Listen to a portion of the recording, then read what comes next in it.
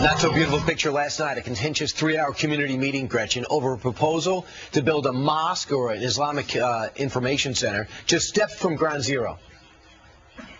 We've been in this neighborhood for 27 years, and there are 200 mosques in New York, and yet another one is not a big deal.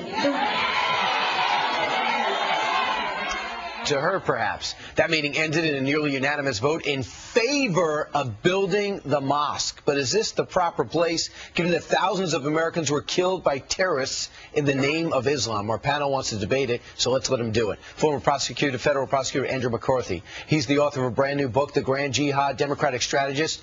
Penny Lee is here. She did not write that book. She's a former advisor to Senator Harry Reid, and historian Richard Miller is here, the author of Fighting Words. First to you, Penny.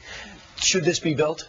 Well, I think the question we need to ask is whether it's allowed or whether it's advisable. And what I would say is we have a great country and we allow our religious freedoms to be celebrated. But I have to say I would advise against this. The wounds are still there. The freshness of what happened on the attack at 9/11.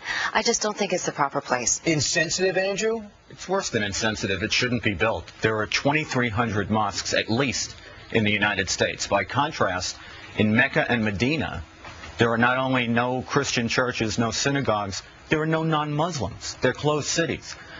We're building what it would be a monument to intolerance on sacred ground. It oughtn't be built. All right, Richard, do you agree?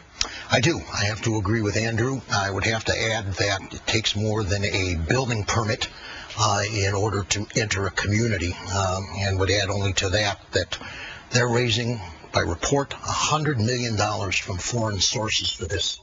We don't know where that money's coming from, nor do we know what those people believe. Andrew, 600 feet from where World Trade Center 1 stood, is this gloating on the Islamic community? It's Islamist supremacism, and I would say that Muslims of good faith, well-meaning people, would understand that this is an affront to common sense. And the only people that don't get it are all those 27 people that voted last night to go forward with it. It's unbelievable. There's still more